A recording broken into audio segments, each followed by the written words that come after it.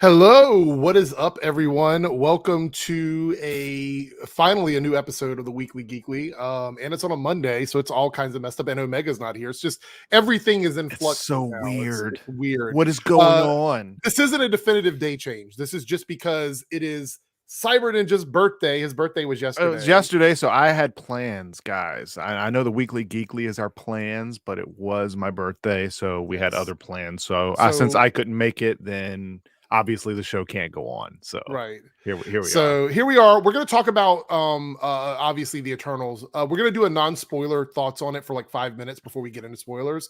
But the first thing we're going to talk about is the Spider-Man poster, because we were expecting a trailer today, I thought, but yeah, I guess that didn't happen. Yeah, I think it was. I don't think it was like a rumor that it was going to be released today. For all we know, it could be released during the Weekly Geekly because Marvel loves to wait till we're busy. I mean, we will watch it live. If they release it now, I will pull it up and we'll watch it live with you guys. But there's got to be something going on. So yeah, anyone that hasn't seen the movie, do not worry. For the first like 20 minutes or so, we're not going to spoil anything from the film.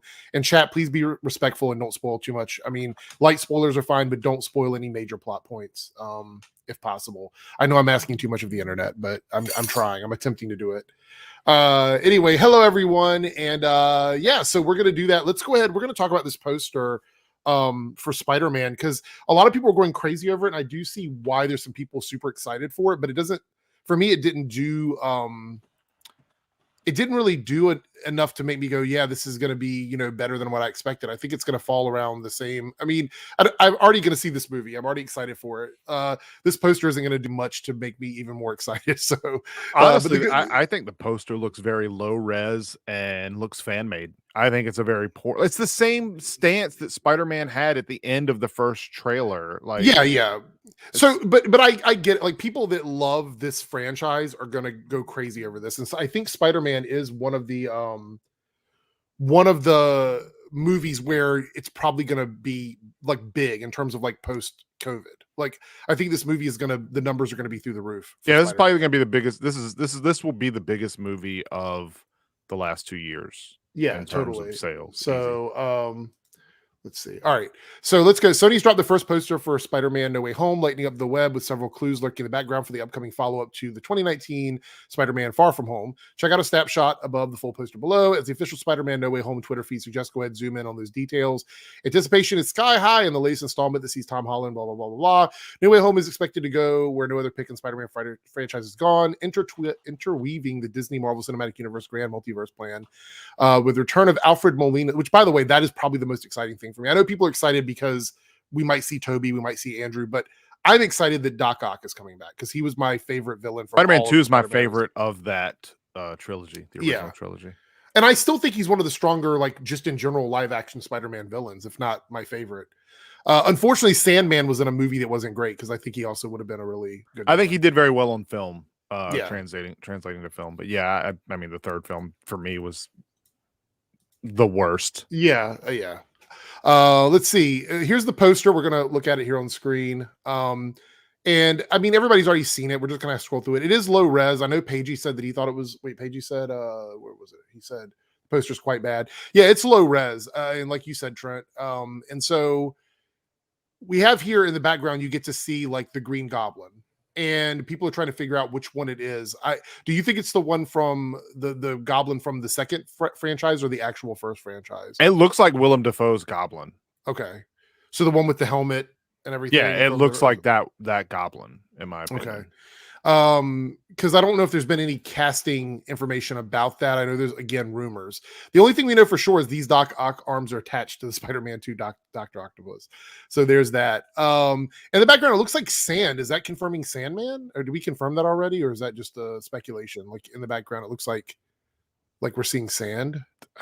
Sure. I mean, and the lightning bolt is obviously Electro. We know that already as well. Right. So, I don't know. I mean, this to me, like, I'm ready to see another teaser trailer. We're getting so close to the release of this film.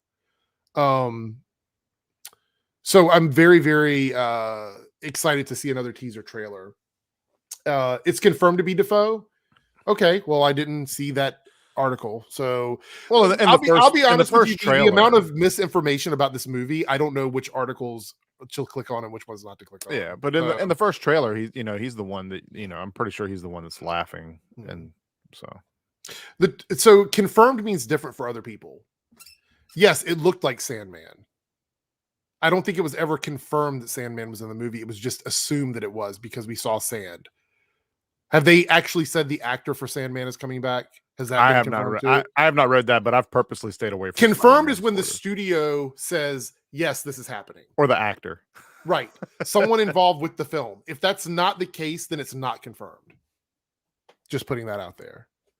But yes, it's possible that it was because there's so much misinformation out there about the Spider-Man movie.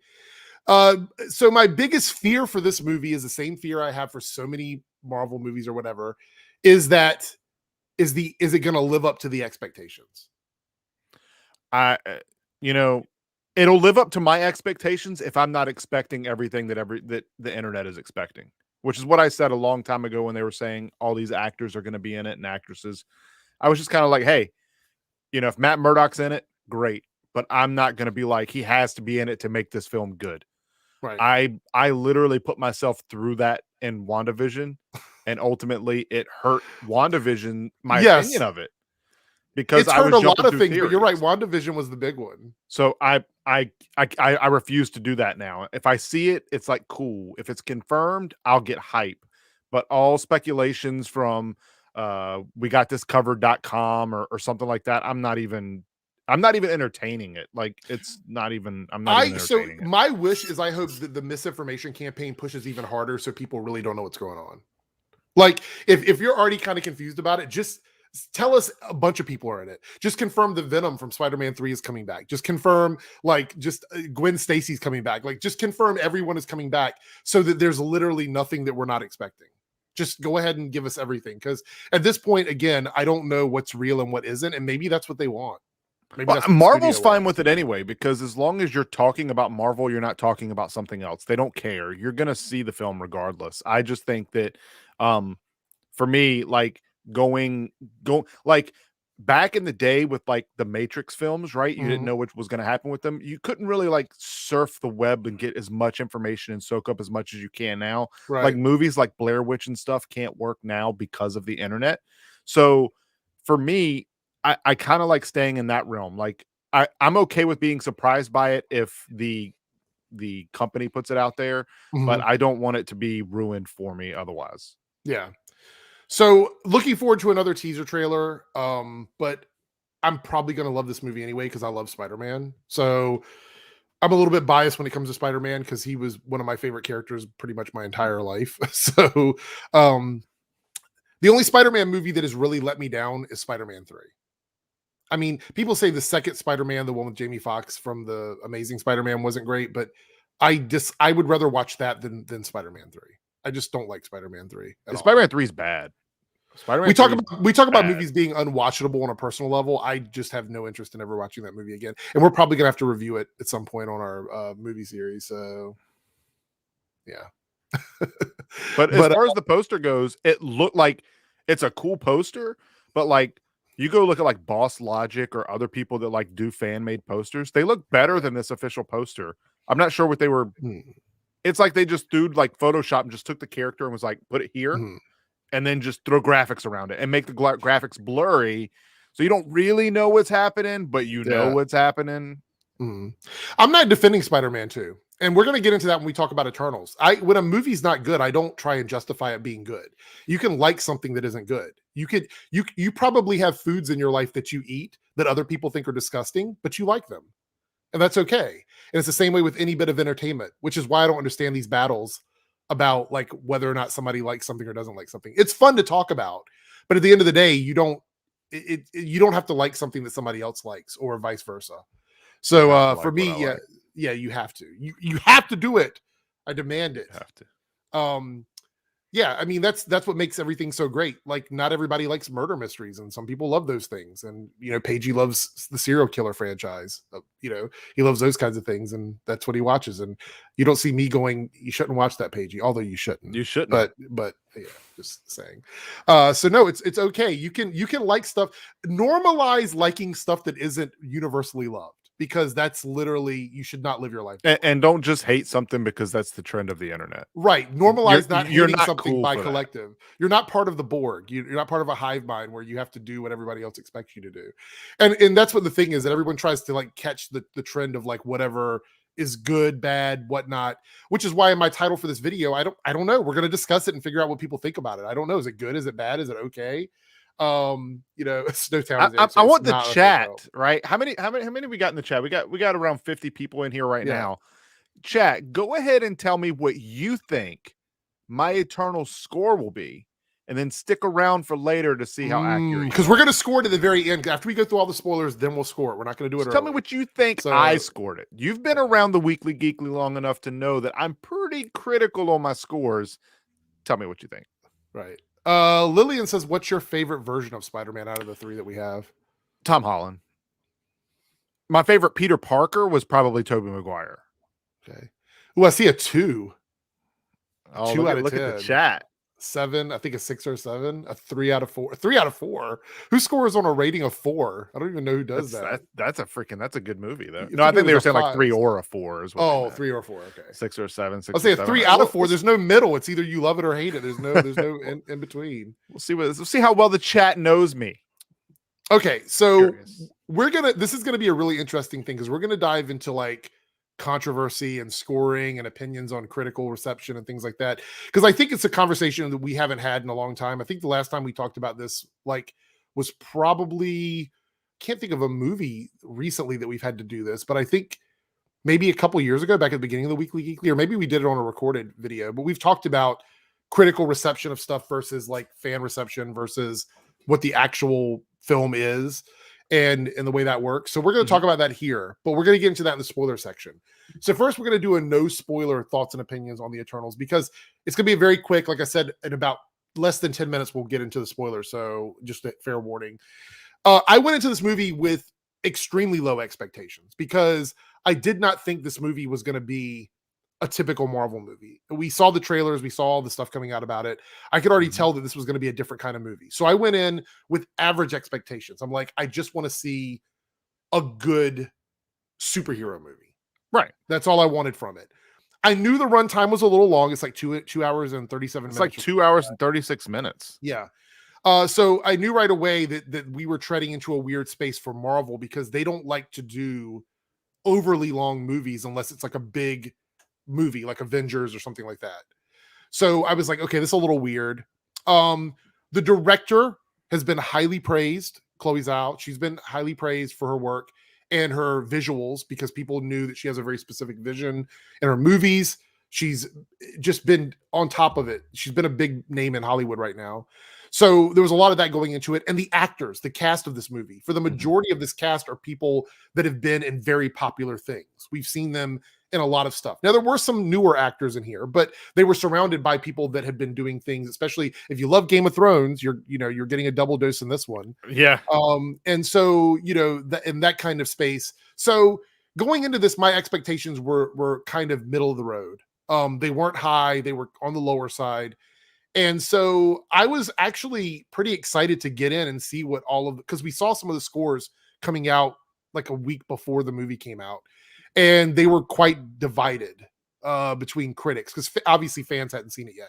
So the only thing we had at that point was critical reception. What was your thoughts like going into this movie before we talk about just our general thoughts on it? Like what were your expectations? So initially I was on the fence. I said a long time ago with Shang-Chi and Eternals that because they weren't promoting it as much as they did other franchises in the past, that I was like, hey, this has actually got me worried.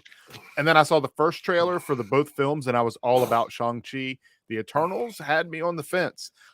I'm not going to lie. I went into the film not thinking it was going to be that great, just because I had no there was nothing that made me think I should like this film. Like the trailer, I was like, okay, it's kind of cool, but I was still like, I don't know if I'm going to like this film.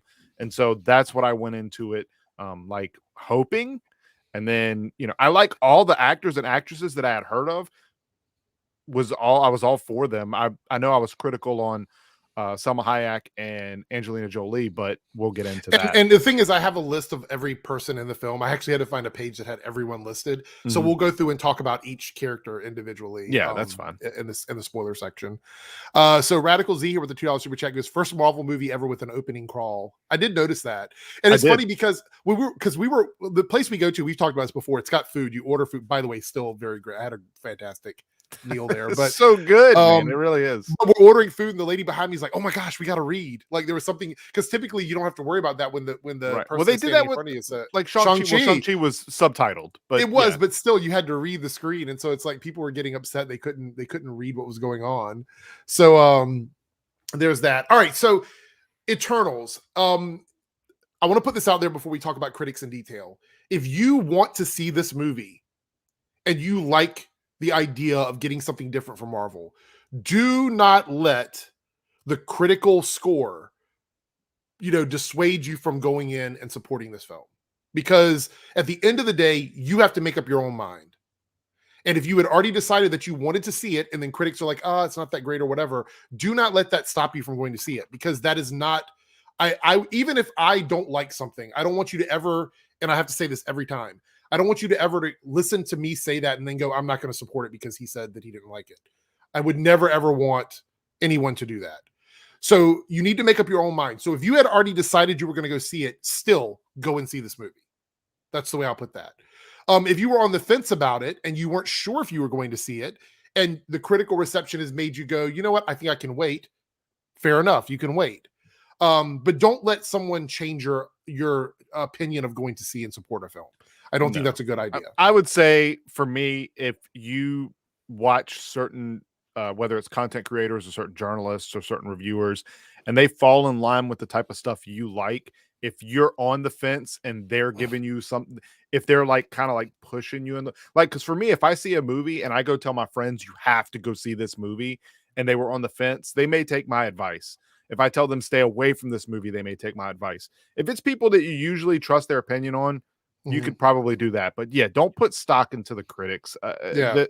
They're, I don't know what they're scoring. I know how I score stuff, but a lot of times I look at it and I'm like, where did you even get this from? Like, what were you watching to come up with that score? And I don't just mean the Eternals. I mean, in general, a lot of their stuff is way out there. Yeah.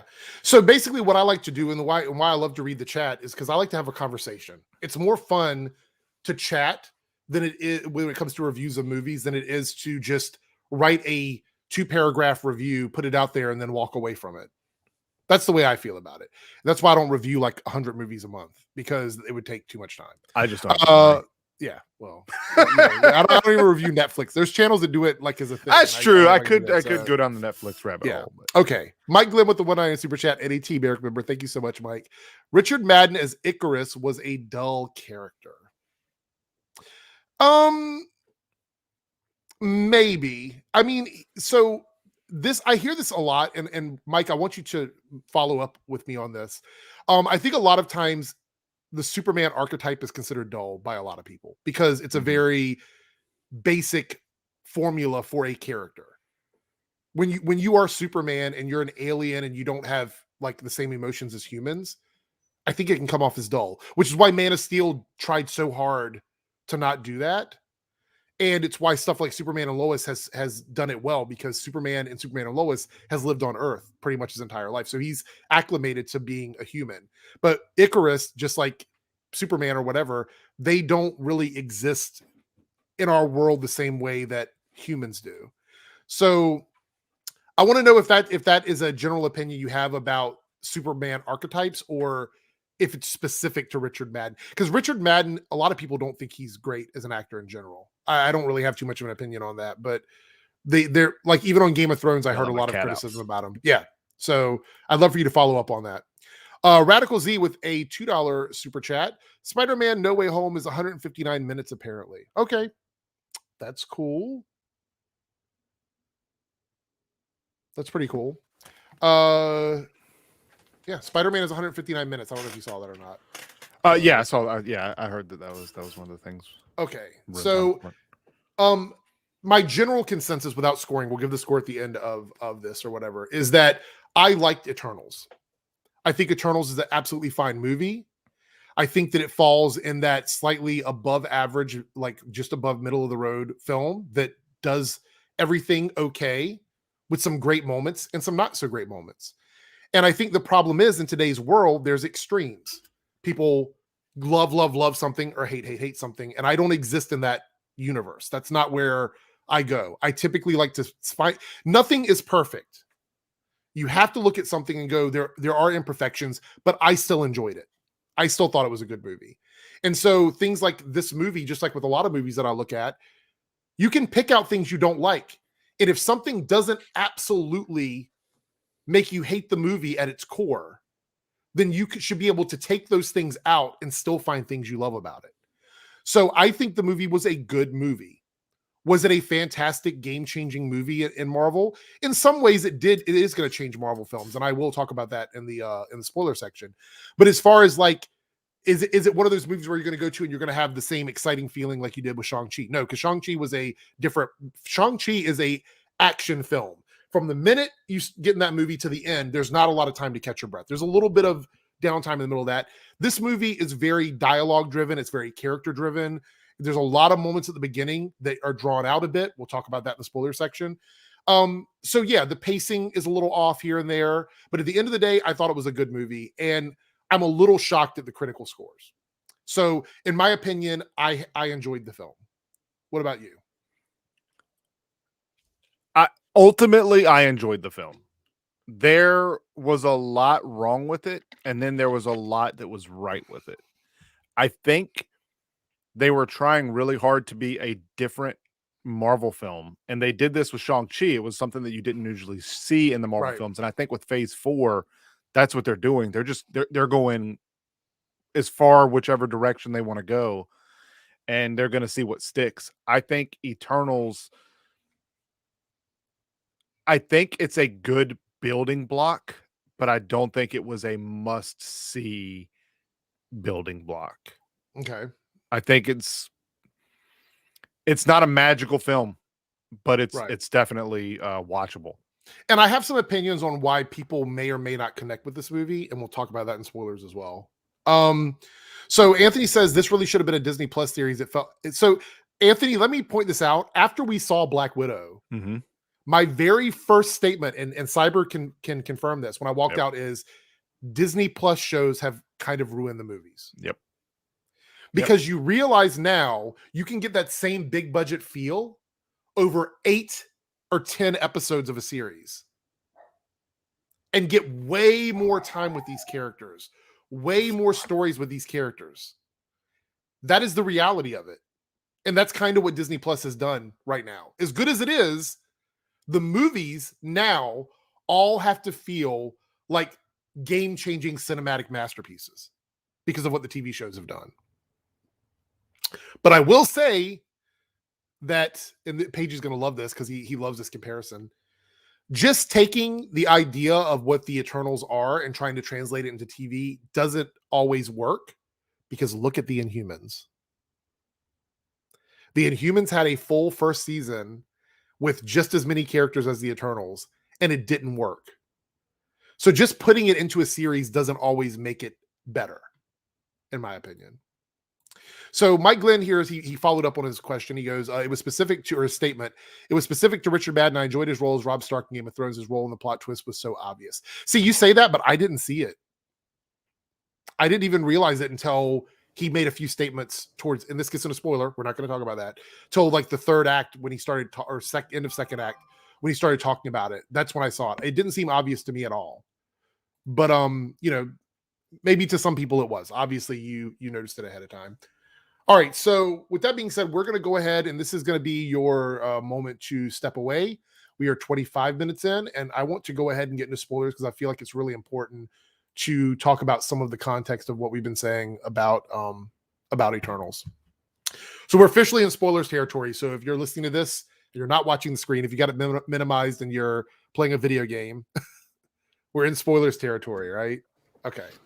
All right, so Eternals for me is a movie that I think is going to like 4 or 5 years from now, we're going to see changes in the Marvel universe, maybe in superhero movies in general.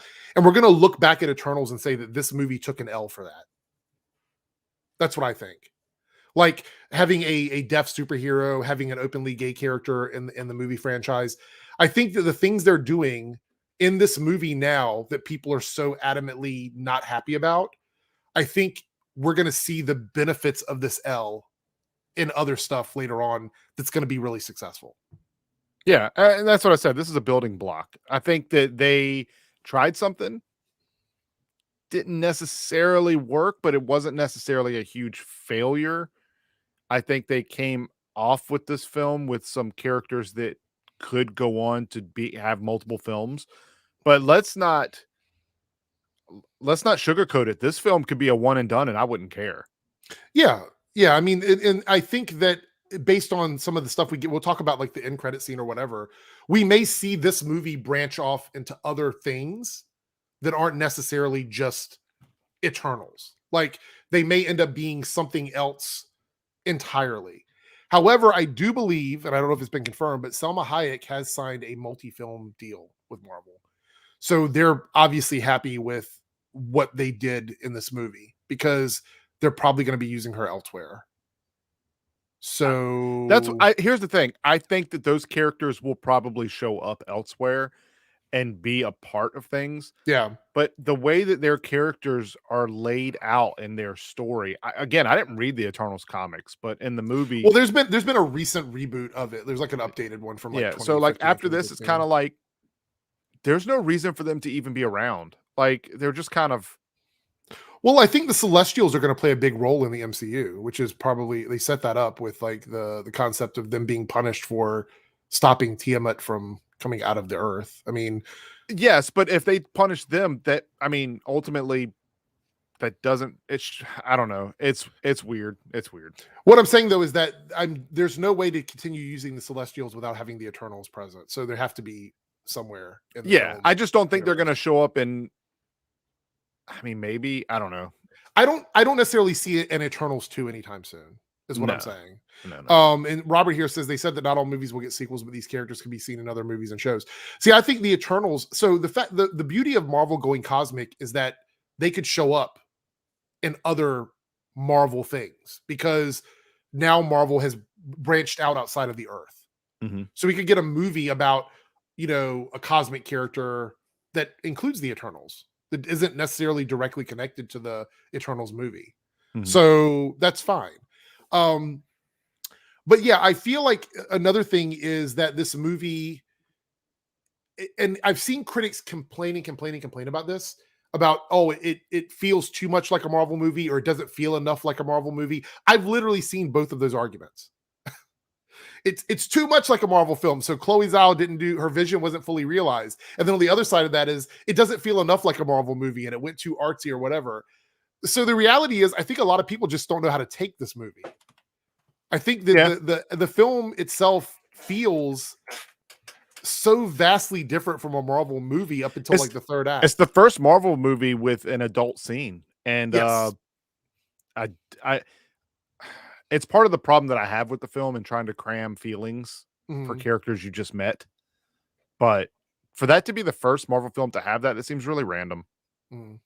Oh, well, thanks for the super chat, Naruto. Yeah, I don't want to spoil anything for you. That's why we made sure to like say spoilers. So thank you for stopping in though in the super chat. So Cam says, I do think Eternals will get a sequel, just not right away. Yeah, I don't think they're gone. I don't. The problem is now that we've introduced them, they're kind of, there's kind of pockets of them. You know what I mean? Like in the movie, we see that some of them are on the ship, some of them have been captured by the Celestials. Ikaris flies into the sun. We don't know like what's going to happen to these characters. So them coming back together as a team doesn't seem like unless they do an Eternals movie just based on like one portion of the group. Like here's the Eternals and they're on the ship and here's Star Fox and these characters or whatever. Now I have to ask, this is it's related to the film. It's not part of the review or anything, but it kind of is. Chat, if you guys know with the Eternals, was there always like, I'm tired of the let's get the team together. They get together and they're all dysfunctional. Mhm. Like, that's already overdone, right? It happens. Like, that was one of my biggest complaints about Titans this season, and every season of Titans on HBO Max, is that they get together, they're dysfunctional. They get together, they're dysfunctional. right. So, and that was Um, like the thing. Like they had their falling out, which is why they weren't together. And then the whole point of the movie was to get them back yeah, together. When in reality, not all of them was needed to win. right. And it was just kind of like, so why did you need them all? Well, you know what I said? To me, the movie didn't immediately feel like a superhero movie. It felt like a science fiction movie with a superhero ending, which isn't a bad thing. Yeah.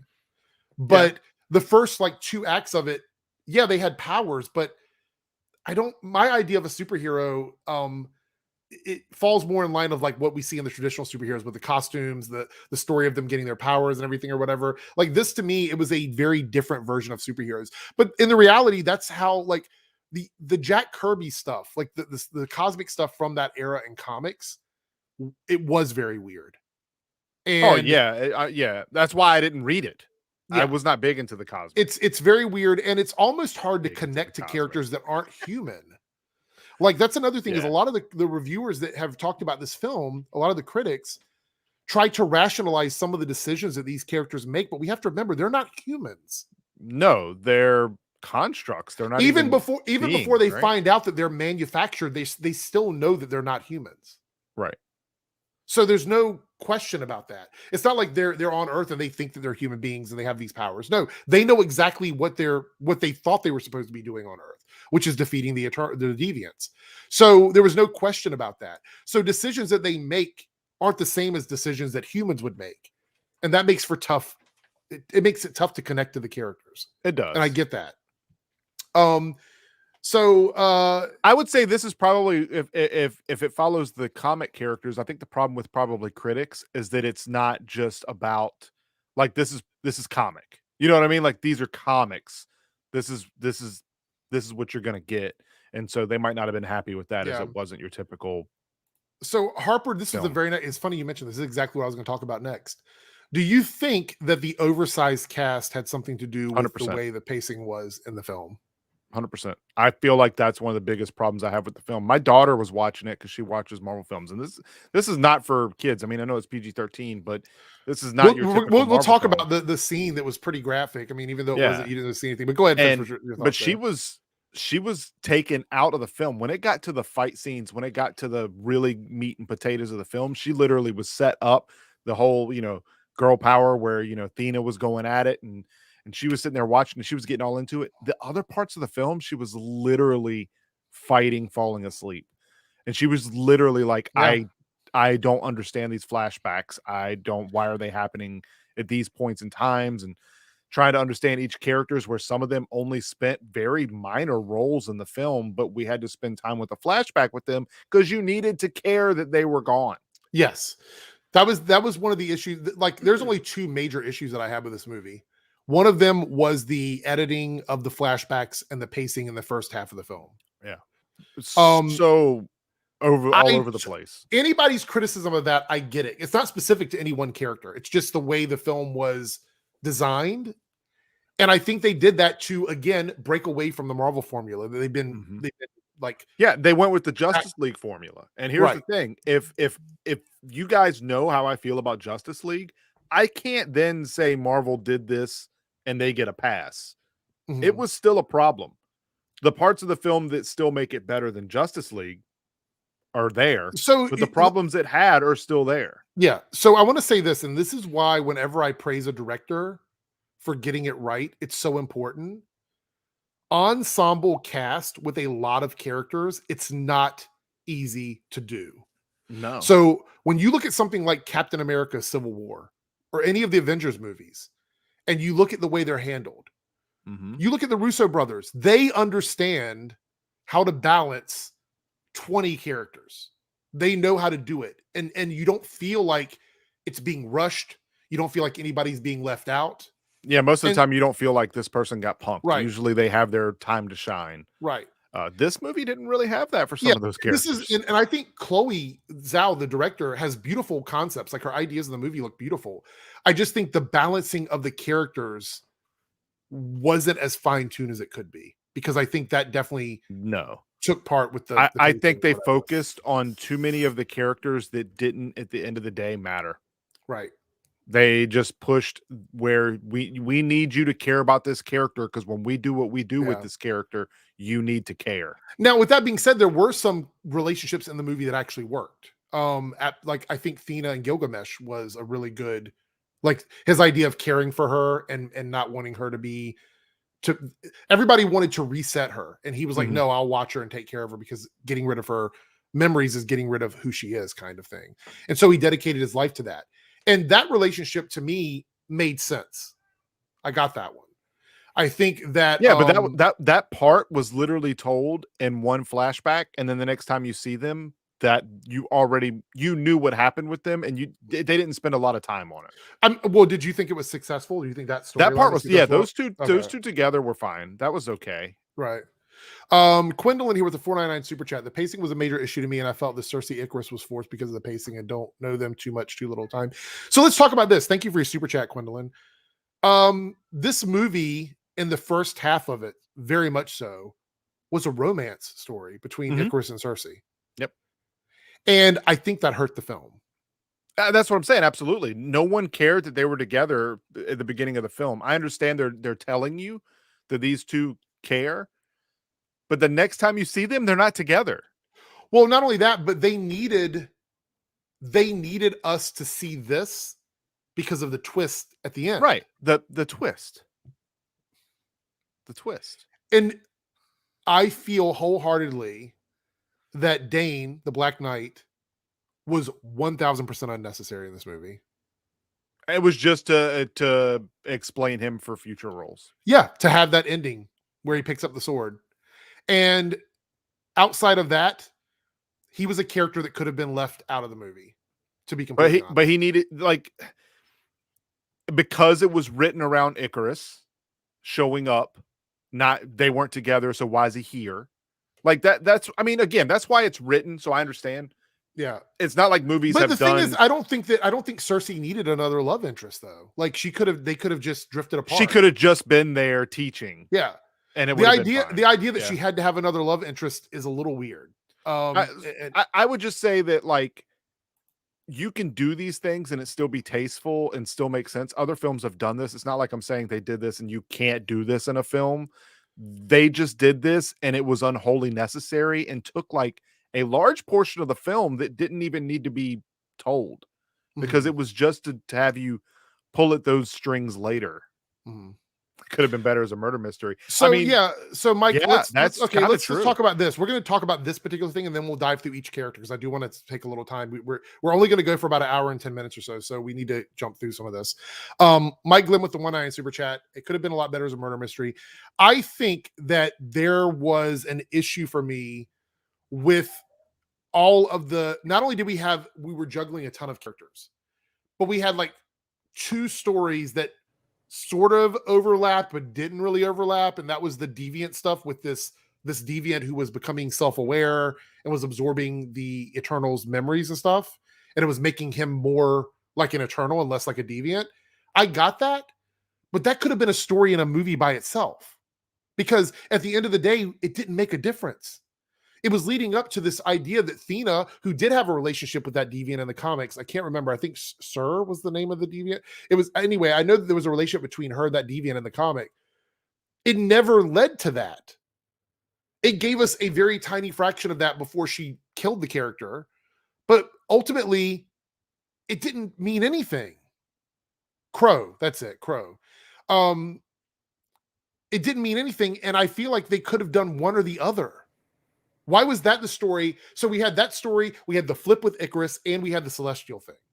All of that was happening in the same movie. We could have cut one of those out. Honestly. Yeah, easy. But it's almost like all of it had to work for the one twist.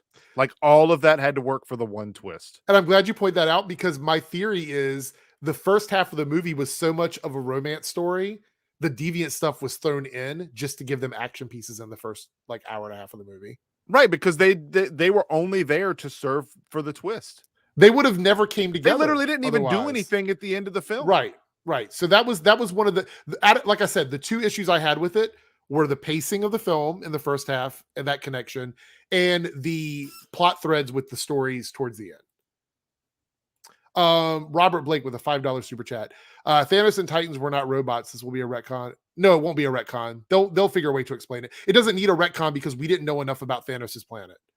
All we knew is what he told us, and he didn't dive into who lived on that planet with him or what his race was or anything. We never got any of that information. In the comics, wasn't Star Fox just had the deviant or the Eternals gene, not Thanos, which is why they don't look alike or something like that. Yeah. There was an issue with the genes between the characters, which is why that happened. My theory is Star Fox saying he's a brother of Thanos is the equivalent of Nebula and Gamora being sisters. That's what I think. That's exactly what I was going to say. So that's why I'm saying it doesn't need a retcon. I do believe that's what they're going to do, most likely. But can we talk about real quick how Thanos was a hero? Why is that? Because he stopped the Celestial. Yeah, that's true, because they couldn't come through because the emergence couldn't happen. The emergence couldn't happen because half the population got wiped off the planet. So Thanos is Cam, you're talking semantics. They're not robots, they're synthetic life form. I mean, you're talking semantics. Everybody knows it. Androids, organic beings made with robotic nanobots. I mean, it's all basically the same thing. The difference is they're an advanced robot. I mean, that's what it is. They're advanced life forms that are made from non-organic material. Which also leads me to believe, why did they make like I get the whole point of Sprite being mad that she was a kid because they made her a kid. Why did they even make her a kid? Like, it honestly doesn't make sense. It's in the comics, they went further and explained their reasons for doing it than they did in the movie. But I will say that the reason why they allowed her to grow up is because by the time they do another sequel to this, she's gonna be older. Yeah. I mean, that's live action. What can you do? All right, let's talk about Selma Hayek as Ajax, whose powers were healing and celestial communication. What did you think of her in this film? So I was critical of Selma Hayek because I was saying before, I loved her in other films where she did action, especially like Desperado and stuff like that. And I was thinking at this point, like, I didn't know if like she would be at her stage in her career doing her own stunts, and if the action would have been like really but this character doesn't do that. So it was the Selma Hayek just being Selma Hayek and acting. And I think she did great. I think the character ultimately was just serving the purpose of showing you the deviant that could also use her powers. And it's kind of like, what happened? Yeah. Unfortunately, we didn't get to see more of her. So I hope that if she she signed on for a multi-deal. I was going to say, so I guess I guess they could just be brought back. I believe they're going to do something like they did in the comics where the Eternals can just come back. They just won't be the exact same. Like maybe they won't have their memories, or something along those lines. But I like that character. I like her as an actress, and I think she did great. Robert says Eros being Thanos' brother, but has an orb the same. Has an orb the same? Okay. I didn't see that over here because of that. Cam, I'm not going to argue with you about what they actually are. You're talking about science, like completely fictional technology. So, yeah. I like Selma as this character, but I feel that her being sort of relegated to backstory scenes or whatever, it never felt like she connected with the rest of the characters for me because I knew that was taking place in the past. Right. So, but I think she did okay. She did all right. Never a problem with it. I thought her powers were cool. Kingo here. Kumali Nagiani. I can never get his first name right, so hopefully I got it right that time. Literally finger guns. So he seemed like he could create fireballs and energy blast or whatever in the movie. They don't really dive too much into exactly how his power works, but it's pretty much that. Like, we've seen him do fireballs. We've seen him shoot from his fingers, from two fingers, from things like that.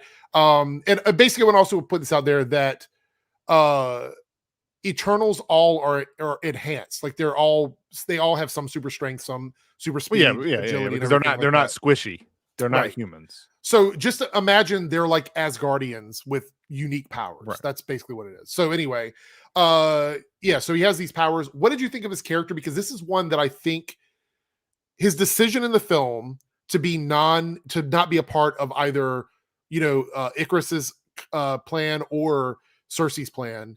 He kind of just took a backseat to all of it and said, I'm just not going to take a side on this.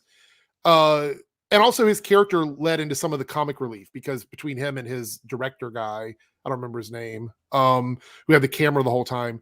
They were different in the movie than everybody else a little bit. What did you think of this storyline? I think his characters, first of all, amazing actor. His jokes hit. His action was really good. His decisions were written in a way. I think this character was specifically written in this movie to explain everybody else's abilities. Because they had the camera, they were doing the documentary. Tell the world what you can do. Oh, and what can you do? Watch what I can do. Here's what I've been doing these thousands of years and how I've made it work. Right. It's literally just telling you how they could have used their pretty much infinite life to stay on Earth and be relevant. And then when it comes time to make that tough decision, just walk away in the sunset, never to be seen again. Literally what his role was for, but he was the best person in the film, in my opinion. So you thought you liked his character the most out of everybody? I liked his character the most. I think that I don't know why he didn't fight at the end. You know what? I think that because his decisions were very human.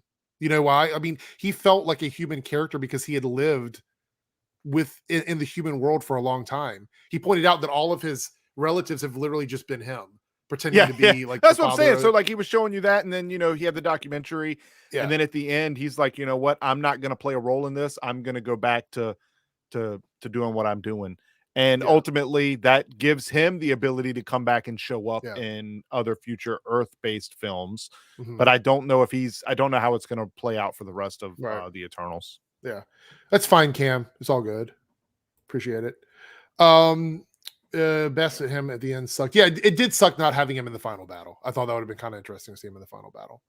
All right, let's talk about who I think was one of my favorite characters, and that was Gilgamesh. I loved this character. I don't know what it is. Don Lee I don't know if it was the care he had for Thena or the fact that I loved his powers. I just love this like extremely super strong Eternal with these constructs that he can use to like punch things and stuff like that.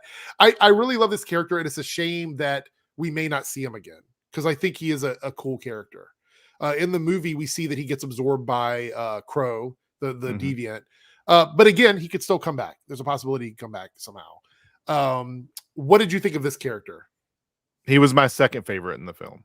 Okay. I think Gilgamesh, though, I mean, they did the same thing with Drax, but Gilgamesh from the comics was way more powerful than this Gilgamesh. Yeah. So I'm sad to see that he didn't get. I was expecting when I saw him that he was going to be more fighting involved. He didn't get to shine as much as I would have liked to. Like his shining was on Don Lee's acting. It wasn't on the character itself. So, but he was my second favorite character in the movie. Okay. It didn't really get much out of him. Just I liked his story with Thena, and I would like to have seen him do more, but they needed to. I believe he was a sacrifice because I think they knew people were going to like him, so they wanted to get rid of him so people would. Yeah, so you would care. Yeah. All right, let's talk about Druig, the Barry. What is it? Keegan, I think, who has mind control. I want to run this back by Purple Man. This is the most powerful character. By far the most powerful character. Him. And I don't know if he could mind control. Like if he could mind control Avengers. Imagine the potential of, because he's even more powerful than Kilgrave was. Oh yeah, easy mind control. Yeah, easy. I don't think he can mind control other Eternals, or maybe he just never did it. But no, didn't it show it in the movie? I thought maybe not. Either way, the ability to just mind control anyone is broken. It's almost as broken as being a speedster, and we'll talk about that in a little bit as well. But I feel like the power to mind control is just always one of those things where I'm like, why would you even let someone argue with you? Right. You know You're always right. You're always right. They could be like, and screw you, you didn't. Oh, you're great. Your decisions are perfect. You would never have to worry about that. But yeah, he was an interesting character, and I did like his relationship with the other characters on the team. Especially, I thought him and Ikaris butting heads was interesting. He was the least likable character because he was someone who's I think He was supposed to stupid be, I fly. think. So yeah, he was a flawed character. That was the entire point of Yeah, him. like he wasn't even like I didn't care for him, but that's the point. Like Yeah. he was, I think that was the point of the character. So he did his job. But I mean, he could come or go in my opinion in terms. But yeah, power wise, he's busted. Yeah. So we have Thena here, who's I'm gonna say this just outright. She's basically Wonder Woman, and she can make her weapons appear out of thin air. That's pretty much what it is. Mm-hmm. And there's nothing wrong with that, but that's essentially what she was. I would say she was a lot stronger and faster than your average Eternal, not quite as strong as Ikaris was, which Wonder Woman, Superman, and she's probably the most skilled fighter out of all of them in terms of like hand-to-hand combat or with weapons, apparently. Anyway, they all seem to fear her because she is considered this like super badass warrior. And she had an interesting story. She was the only Eternal whose memory had not been reset before she went to Earth. So she was still getting flashbacks. That was one of the big things in the movie. She was getting flashbacks to a previous planet they had called for the purpose of birthing a celestial. Right. So she kept going into this weird thing. Died. Yeah. So it was causing her to have these like blackout moments where she would just attack anything and anyone around her, even if it was a friend. So I thought it was complex. I did find it a bit weird that I don't think anyone in the movie was using a fake accent. Everyone was kind of talking in their normal accent, but she was talking in like a mid-Atlantic, like British accent. And it was pretty heavy for her. So it felt a little odd to me that did you get that at all or no? I didn't really pay much attention to it, to be 100% honest. As far as she goes, I was very critical, thinking that same thing. I mean, she did everything from Tomb Raider to Mr. and Mrs. Smith. I mean, obviously she does a lot of action films, but I was thinking again, I'm like, when I saw the trailers, I'm like, are we going to see a bunch of CG that doesn't look good? But no, she did a very, very good job. I know people are saying that anyone could have been in this role, and I agree. But I think Angelina Jolie but in the this thing role is, didn't if hurt anyone, it. let's say if anyone can be in this role, then why not just make her this character? Like I don't understand that. Well, meaning that the character could have been a no name, and the character would have still been fine. They used Angelina Jolie to sell tickets, hey, at the end of the day, she did her job. She did a great job. I actually liked the character, and I will admit when I am wrong. I thought she was going to be bad, and I actually really liked her in the film. So yeah. Also, it's so interesting that you said that about like actors, selling tickets or whatever. A lot of times now, people have a theory that doesn't work anymore. That you putting think so? big name actors in movies don't necessarily sell tickets anymore. I don't know if it's true or not. It's just a theory people have. They say that people are now more worried about the experience over the actor, and the days of like big budget actors being a thing are kind of fading away. I don't mean, know. maybe I could tell you now, I wouldn't have seen Free Guy if it didn't have Ryan Reynolds in it. And That's a movie good was point. Amazing. Okay, that's a good point. All right. Let's talk about probably one of the more controversial characters in the film, and that's Ikaris, which is Richard Madden. He says eye lasers and flight, but that's not his only power. He's basically Superman. I mean, he's the most powerful Eternal. He's got everything that he has and everything that Eternals has. He's like tenfold that. So yeah, I mean, he's pretty broken in terms of like the Eternals and stuff. He had the twist where he sided with the Celestials. He found out from Ajak that they had been culling deviants to help spread humanity to feed the Celestials. And he knew about this a while back and didn't tell anybody. And so, because we get to see throughout history the different battles they have, and at a certain point, unfortunately, we do. Yeah. So at a certain point, she told him what their real mission was, and he agreed with the Celestials. He took their side on this and said that, if we kill one planet, it's gonna spur off like billions of other planets because Celestials are responsible for that.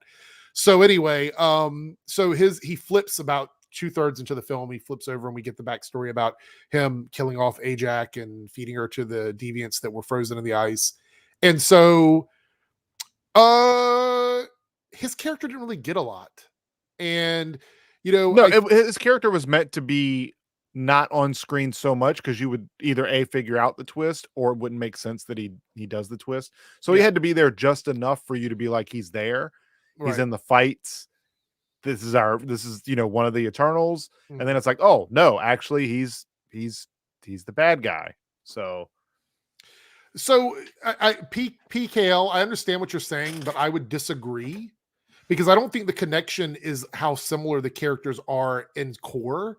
It's more of the way they're portrayed in the films. And I think the concept of Ikaris in this movie was directly inspired by Man of Steel. And I even said that this movie felt a lot like Man of Steel to me, and the way they muted the colors and and I heard that Chloe is a fan of Zack Snyder, so it doesn't really surprise me.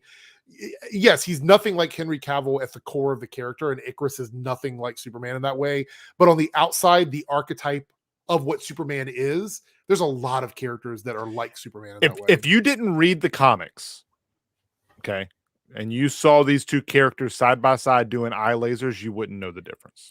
Well, the fact is, some people said that they didn't like this character because he looks so much like Zack Snyder's Superman. So which is it?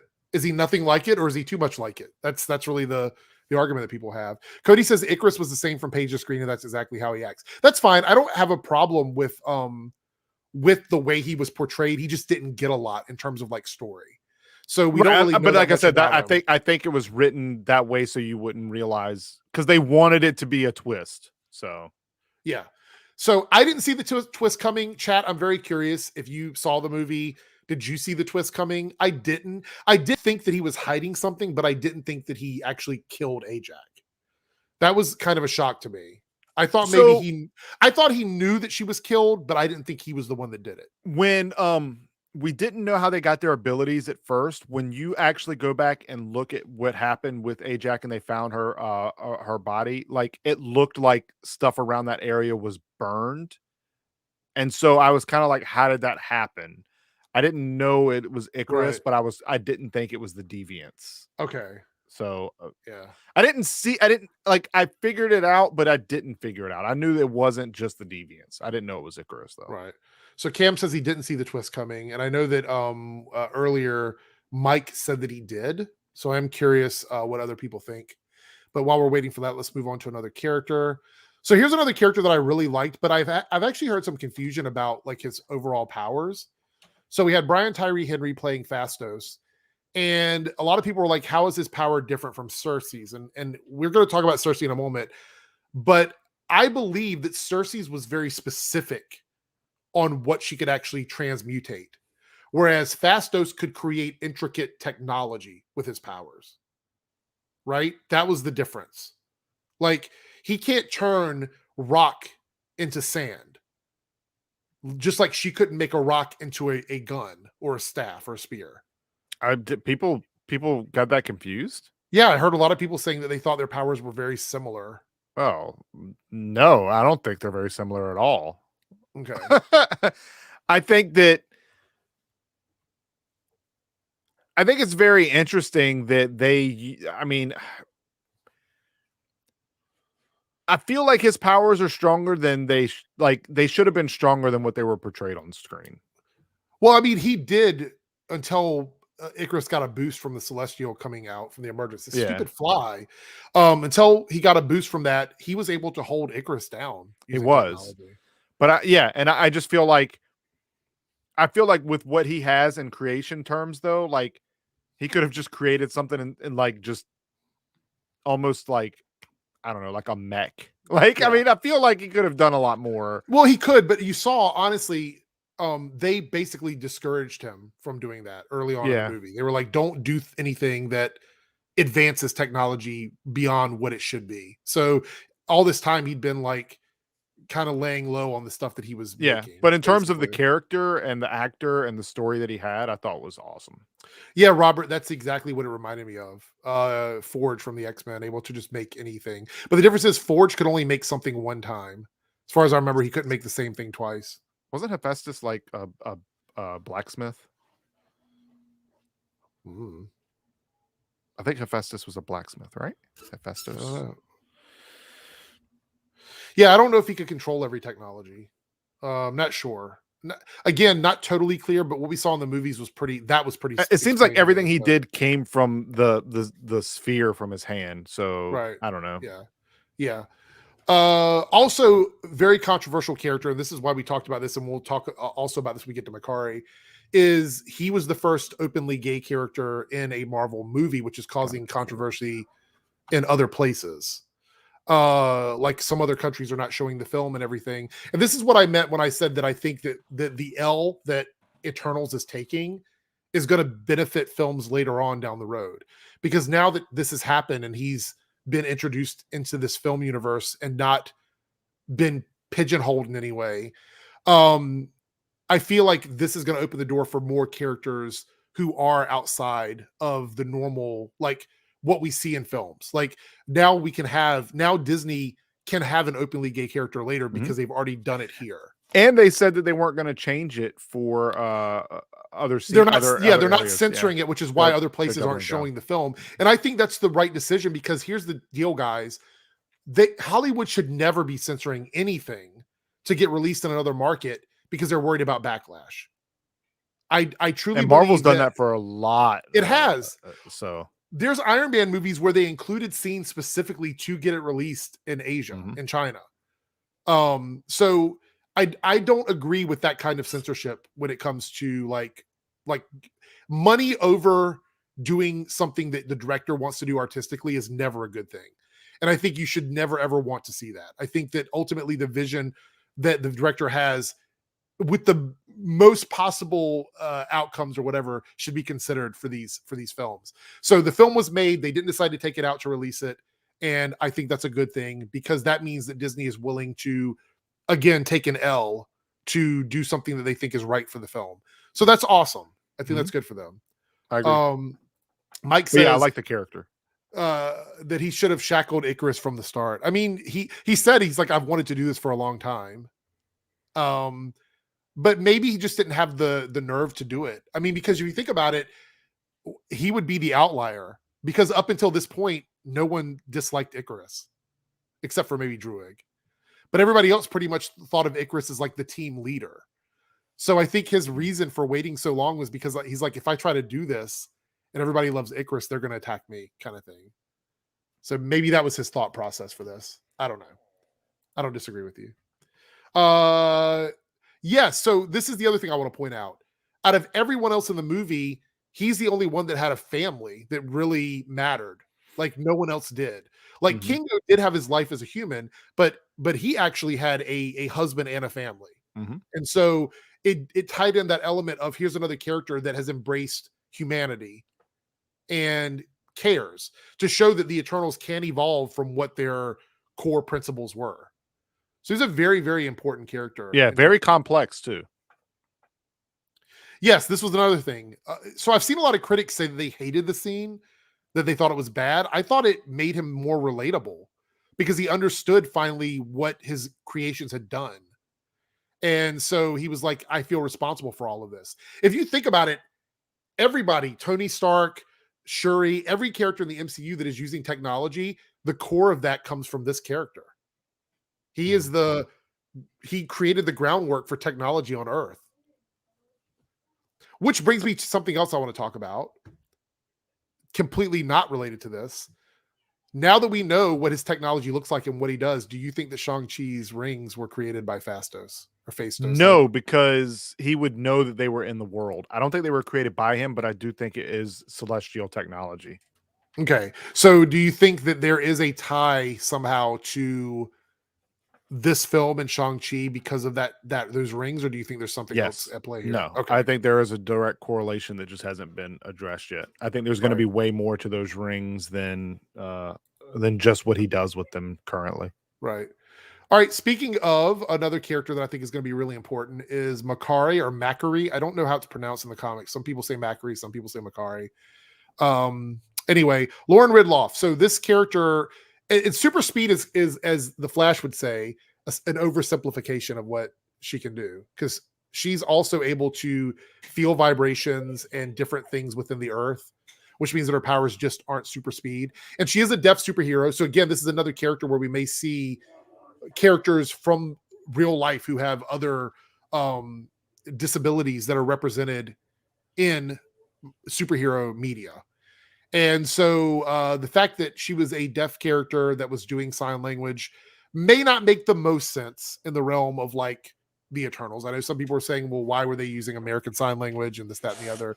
Why were they speaking English? Like, Yeah, the thing is, like, I hate when people say that. It's like, you're watching the film. Would you? I mean, other than coming up with a new language in every aspect, like, just it's for you. It's for the viewer. Like, just understand that. But the other thing is that one of the problems that Inhumans had was when Black Bolt was using sign language, it was completely made up.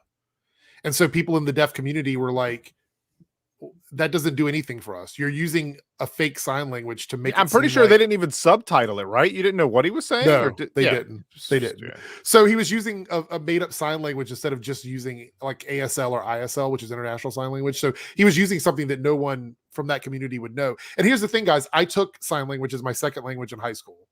So I can read and use sign language when I need to. So for me, it was cool to see the inclusion of that in this film. So I didn't have an issue with that too much. Yes, it did make me question, okay, well, what about this? But then I thought about it, like, everyone is speaking English. They're all speaking in their own accents. Like, there's no point in harping on this one thing because it's not any different than someone speaking in English. So there we go. But I will say it's cool because this means it will open the door for more of this in the Marvel Cinematic Universe. So if Eternals has to take an L for something great later on, which is why I said it's a building block, so be it. I will say, though, a speedster is broken. And one of my biggest complaints is there's no way Ikaris or Crow, the deviant, should have been able to track what she was doing. Did you see how fast she was in this movie? Yeah, she's loving the Flash. I was loving every moment of her using her powers. She was whooping Ikaris. The thing is that she should, like, her character is. We've said this time and time again. If you're a speedster, if you're a speedster that can go that fast, you're unbeatable. You're unbeatable. Yeah. Like, you're just unbeatable. It always has to be plot driven as to why you. And we're talking about a speedster with like Asgardian strength and stuff. So it's not just fast. Like, she's also very strong. Yeah, like she was like shoulder checking him. I'm like, oh my god, how is he taking these hits? But, yeah. I loved her. And I do want to point out, in case you guys didn't know, apparently they had to revolutionize the way deaf actors work on action sets because of this film. And they used like a laser grid and a laser pointer to alert her to sounds around her so she could actually act within the scenes with other actors. So she could see the lasers. Like, if they needed her to react to something on her left, the laser would come to the left and she would know to react to her left. So they actually created this new concept of how to film for deaf actors. So I think that was really cool. All right, we are coming up on the end of our character review here with Sprite, Leah McHugh. You didn't like her. So did you not like the character in the movie, or you just didn't like the portrayal or the the actress is fine, but I didn't like the character. I didn't like how she was written. I didn't like that.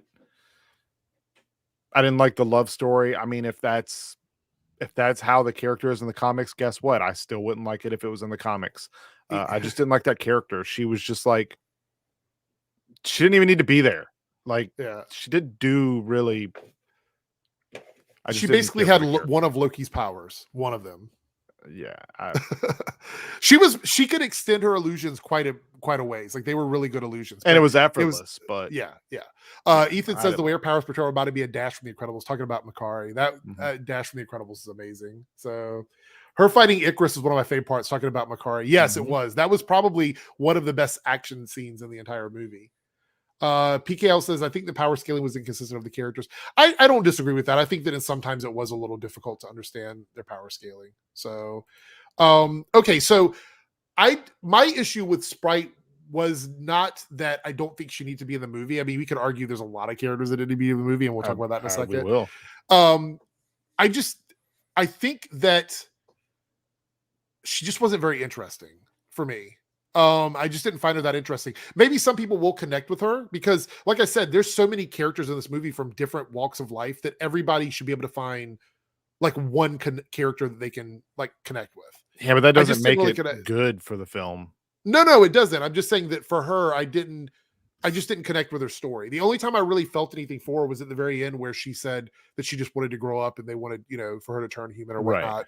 Right. And I thought that was okay, but I don't know if that means we're never going to see her again. I mean, she's basically a human now, so should she even have her powers anymore? Maybe it'll be like, oh, we have somebody that can, we need illusions. Let's go give her powers back. Okay. I know I'm not like harping too much on this character. I thought she was written poorly. Right. Now, here we have Sersi. This is the last main character we're going to talk about. And we will talk about Black Knight as well, but I'll be honest, my opinion of that character is not like the highest or whatever. I think it was, like we talked about earlier, I think his inclusion wasn't totally 100% necessary. Doesn't mean he was bad, but we'll talk about him after Sersi. So Sersi by Gemma Chan here is Matter Transformation, which, by the way, is another OP power. Very much OP, like Matter Transformation. I thought that she was probably very strong in the reality movie. Stone. Yeah, pretty much. I thought she was very strong in the movie in terms of like what she brought to the film. But I think that the first half of the movie, that romance story between her and Ikaris, it pulled down her story a little bit, her individual story, I think, because it made it seem like everything she was doing was tied around her connection with Ikaris and whether or not she should be leader or he should be leader or whatever. What did you think of her in the film? Yeah, I think that at the beginning of the film, I think that whole first arc of the film was kind of just drug on and was kind of only there to set up the twist. And then ultimately what Ikaris decides at the end of the film is because of that as well. So I get that. But as far as she goes, she was awesome. She was fine. I think that, like I said, there were other Eternals I liked better. Right. But she was the go-to and she did a good job with it. Let's see. So the other thing about her that I thought was very interesting was that she was also Minerva from the Captain Marvel movie. So this was like her. I mean, to be honest, you wouldn't know from looking because she looked so different as Minerva. But so seeing her come back and have a chance to play a character in a bigger way is kind of cool because we didn't get a lot from Minerva. So unfortunately. Robert here with a $5 super chat. Do you think there were rewrites? Sprite was rumored to awaken each member's memories, few consistencies in the movie and tone relationship. I'm pretty sure they're rewrites. Almost every movie in Hollywood has some there probably minor was rewrites. So. I think that the movie was like, there's no way they just read like one script of that film and was like, we're not going to change anything. It was too long. So yeah, there was probably rewrites. Yeah, Mike, we talked about that. I don't know if you missed it earlier. We were talking how that was the entire intention of it was just too long. And briefly we'll talk about Dane, the Black Knight, who was in the beginning of the movie and the end of the movie. And he was the new love interest for Sersi. We'll see what happens with it in the future. And the Easter egg with him was that he's going to touch the sword and get recruited into the Avengers. So we're going to see him. So everybody questions whose voice that was. In the chat, I want to know what you guys think. I thought it was Samuel Jackson. That's what I thought too, but that's what, when you said that, I was like, oh, well, I guess so. It's not like I could go rewind it and listen again. That's who I thought it was, but there are people questioning who it is. It sounded like Samuel L. Jackson to me. It sounded like Nick Fury, but maybe that was just me. I don't know. Not totally sure, but yeah, I think he's going to get recruited into the confirmed Blade. Blade.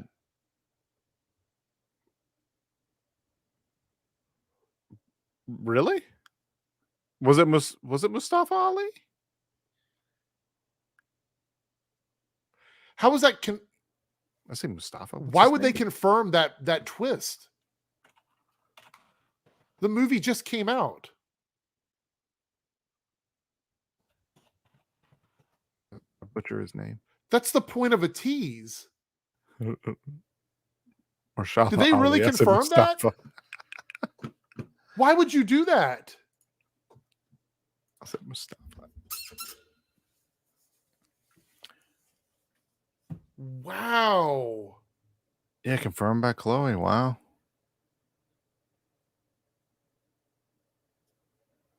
Yeah, Marshala. I don't know why I said Mustafa.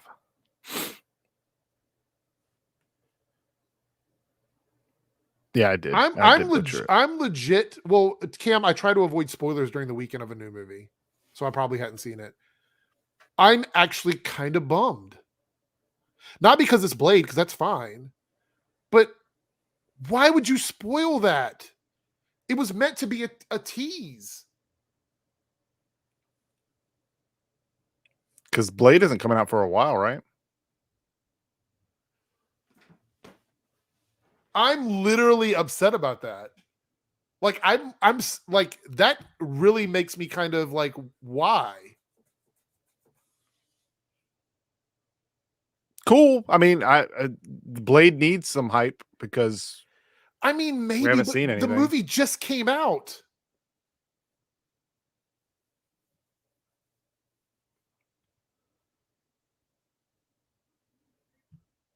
I don't I don't even know where to go from there.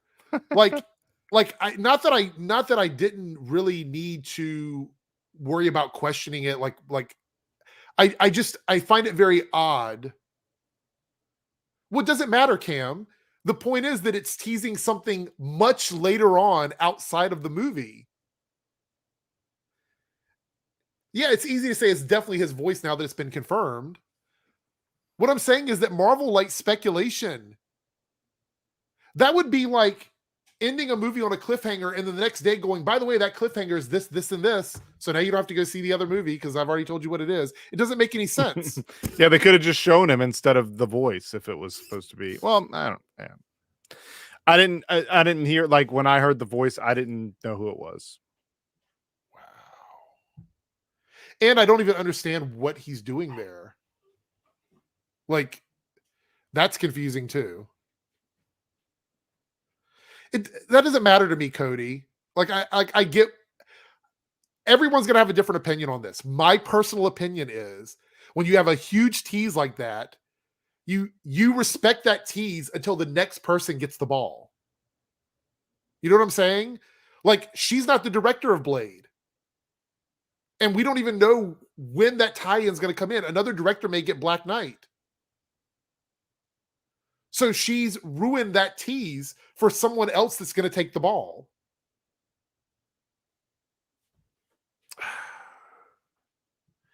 God, I'm bummed about that. I am so bummed about that now. Okay.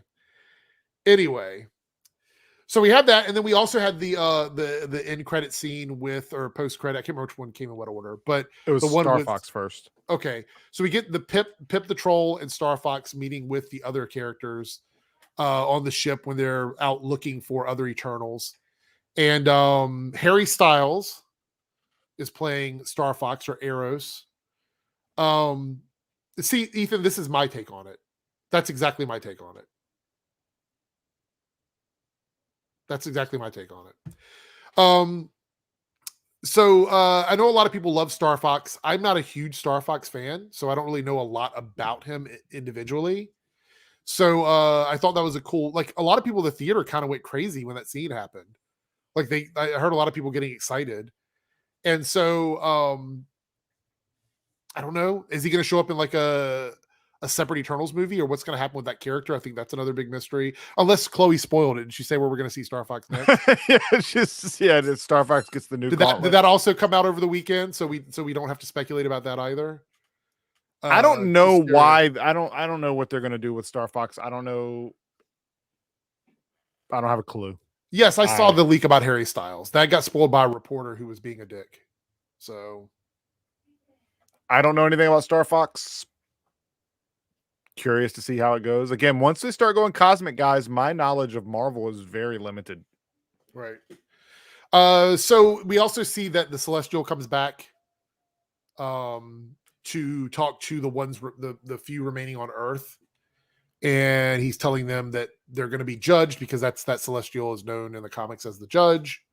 So that's going to be happening. And they get picked up, and we don't really know, unless Chloe spoiled that. Did she say where they're going? I'm just curious how many things that she spoiled after the movie was over. Anyway, but all that the Celestials look really cool, by the way. I do want to point out that all the visuals in this movie looked absolutely amazing. Oh yeah. Action wise and CG wise and just scenery wise, it was all beautiful. Yeah. So with that being said, I was going to go over like the scores on Rotten Tomatoes, and I do briefly want to talk about that, just briefly, because we're way over time here. I don't see how this movie got such a low critical score. Right now it's at 48%. And the audience score is at 80%, which I think is a little high for me. I'll give you my score here in a second as well. anything below 50% to me starts to get into that range of not watchable, and that is very wrong about this movie. I do not agree with that aggregation at all. I've gone through and I've looked at some of the individual reviews from critics, and some of their reviews are sus, like giving Venom 2 like an 8 out of 10, and then giving Eternals like a 3 out of 10. There's just no way. There's no way. I'll be honest with you guys. You can love something even when it's bad, but when we're talking about critics, they're supposed to be reviewing it based on criteria. No way. There's no way that Venom 2 is a better movie than Eternals. I would literally turn the channel if Venom 2 came on. Oh, yeah. I'm never watching Venom 2 again. Venom 2, the movie where a symbiote that is weak to sound goes to a rave. There you go. There you go. Sorry to spoil it for you. So yeah, there's a lot of problems with that movie. Eternals to me is a very competent movie. There's nothing particularly wrong with it. Could you say it's boring? In some parts, yeah. Could you say that the story runs on a little long in the editing? Yeah, that's pretty solid. But I think everything else in the movie is pretty much okay. And I've said the movie's just good. It's not great. So I think that score is a little suspect to me from some of the reviewers. And I'm not going to say why. Maybe we'll talk about it later on. Well, you can love Venom 2. You can absolutely love Venom 2. But when critics go to movies, they're supposed to be judging stuff based on criteria of filmmaking. So their personal opinion is mixed with the actual concept of filmmaking. Venom 2 is nowhere as near a well-made film as Eternals is. It's just not. But you can still love it. You still love it. So for me, my score of Eternals is going to be a 7 out of 10. I would say it's a 7 out of 10. It's not an 8 or 9 range. I don't think it's that amazing of a film. I think that there are things in this movie that are breaking ground that will be felt later on in the Marvel Cinematic Universe. Yeah, not just in story, but in how actors how characters are portrayed as well. Yeah. So the other thing is, I do want to point out that this movie had some important stuff in it that goes beyond just the scoring of a regular movie. Like some of the introduction of characters, some of the stories were included. A gay kiss in a Marvel movie. So no matter what score I give it, and nudity, even though it's implied nudity. Yeah. So my scoring of the movie is based on, my entertainment value, but I do realize that there are much bigger things in this film.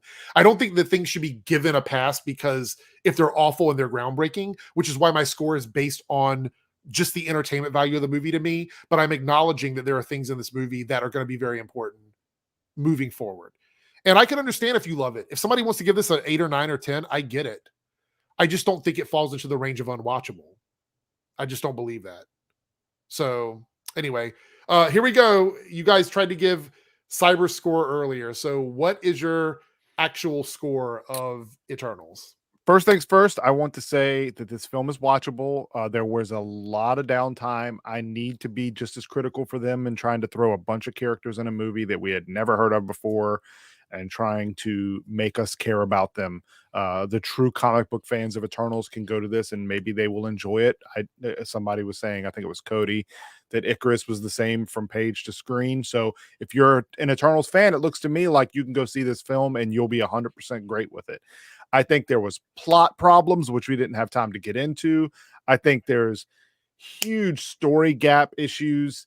There's just too many questions. And in a 2.5 hour film, they should have had better answers for them. We didn't nitpick it as we didn't get into the nitpicks because I could have. And I just won't. There are nitpicks. We just don't have a lot of time. We'll probably talk more about it as time goes if on. needed. If you guys want to talk about it more over on my Twitch channel at twitch.tv/cyberninja, we can do that as well. But the short version of this is the acting was good. The characters that I was worried about actually showed me that I shouldn't have been worried about them. The scenery was great, and I don't have a lot of over criticisms, I guess. So at the end of the day, I give it a 6.5. Okay. It's better than average, but not by much, guys. It's a watchable film. If you have 2.5 hours to go kill and you want to go see a Marvel film, you can go see this film. Mm-hmm. And if you have a chance to go to a cinema cafe like we do, go sit down and eat dinner while you watch it. You won't be disappointed. It's watchable. It's just don't get a lot of food. You'll fall asleep. I also want to point out that a lot of people have said that the movie we're going to wrap it up right after this. But a lot of people that saw it went to theaters, and fans were reacting to the movie like they do any Marvel movie, where they're screaming and hollering and cheering at moments. And this movie, ironically, is a very quiet film. Mm-hmm. Like, it's one of those ones where you have to be quiet and pay attention, because there's a lot of things that happen where actors are talking to each other like this, and it's very low. There's no subtitles, and so you're trying to hear it. And Marvel movies don't usually play out like that. Like, you can go see Shang-Chi and be as loud as you want, and you're still gonna have a good time, because that movie is just a roller coaster ride. This one is not like that. So you have to pay a lot of attention, and a lot of people say that their experience in the movie was ruined because they were in a theater where people were just being loud. So yep. It's unfortunate. So anyway, there we go. That's our thoughts on Eternals, and I'm actually pretty excited to see where they're going to go with these characters later on. I don't think we're going to hear of an Eternals 2 in this phase. I think it'll be another phase. I don't know. Chloe might have already said it. Maybe she did. I don't know. That makes me. I'm going to be thinking about that now for hours. That I'm going to get a phone call, chat. After, so what's going to happen? We're going to wrap this up. My phone's going to ring, and Eric's going to be like, "Can you believe?" Yeah, she said that Blade was the person. Yeah, it's gonna happen. Which, by the way, chat, real quick, look, I don't know if I showed you guys. I was able to pick up the Fold. Hold on, don't you want you guys to see? But look, I got the Fold 3. Yeah, I was gonna get one of those, but I just missed them. Like, when I went to get it, they were all completely out of folds. So it was the last one when we went there. I was able to get it, and it was again. I can go into a whole review of it. If you like cell phones, don't get that. If you like tablets, get it. Yeah, you said it's less a phone that's a tablet, and more it's of a tablet. As a phone. It's a tablet. So, it's a foldable tablet. Yeah, so Cody, they said Eternals 2 isn't in the car, so they did spoil it. So it's not in the cards right now. Yeah, they already spoiled it for me. Robert, yes, I did get my score. It's a 6.5. Yeah. So anyway, that's pretty much it. If you guys want to talk to me more about Eternals, you can over on Twitter, or we'll probably talk about it a little bit in the after party, because I'm sure Paige's going to see it, and probably Ben will see it, so we might discuss it on the after party.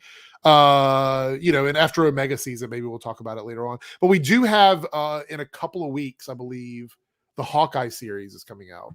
Mm-hmm. So get ready for that. I'm curious to see how that's going to play out. It looks like it's going to be a lot of fun. And again, I think the Disney Plus TV shows have kind of made movies. It's a problem for films now. So we'll see what's going to happen. People want more. And I'll be honest with you, maybe the Eternals would have benefited from having like 8 episodes, like 8 hours of backstory, or maybe it would have been 8 hours of romance. If that was the case, then I would not have wanted that. So the after parties are on Fridays now. So yeah, Fridays at 5:00 New York time. And we are on daylight savings time now, I believe. Mm-hmm.